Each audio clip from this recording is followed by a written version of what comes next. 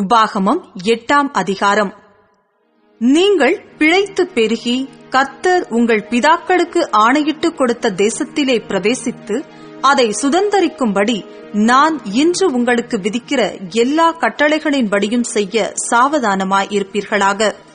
உன் தேவனாகிய கர்த்தர் உன்னை சிறுமைப்படுத்தும்படிக்கும் தம்முடைய கட்டளைகளை நீ கைக்கொள்வாயோ கைக்கொள்ள மாட்டாயோ என்று அவர் உன்னை சோதித்து உன் இருதயத்தில் உள்ளதை நீ அறியும்படிக்கும் உன்னை இந்த 40 வருஷம் அளவும் வனாந்திரத்திலே நடத்தி வந்த எல்லா வழியையும் நினைப்பாயாக.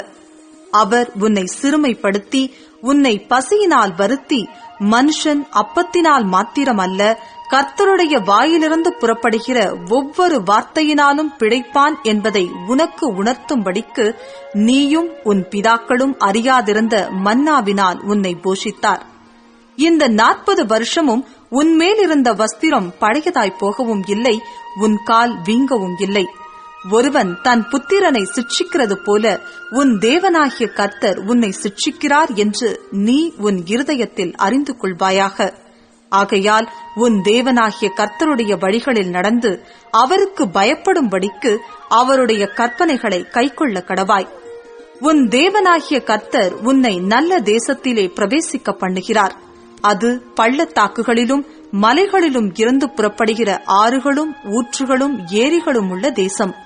அது கோதுமையும் வார்கோதுமையும் திராட்சை செடிகளும் அத்தி மரங்களும் மாதளஞ்செடிகளும் உள்ள தேசம். அது ஒலிவ மரங்களும் எண்ணெயும் தேனும் உள்ள தேசம்.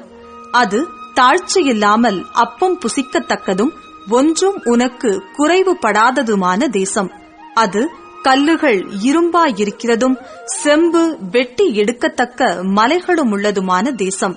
ஆகையால் நீ புசித்து திருப்தி அடைந்திருக்கையில் உன் தேவனாகிய கர்த்தர் உனக்கு கொடுத்த அந்த நல்ல தேசத்துக்காக அவரை ஸ்தோத்தரிக்க கடவாய். உன் தேவனாகிய கர்த்தரை மறவாதபடிக்கும் நான் இன்று உனக்கு விதிக்கிற அவருடைய கற்பனைகளையும் நியாயங்களையும் கட்டளைகளையும் கைக்கொள்ளாமற் போகாதபடிக்கும் எச்சரிக்கையாயிரு.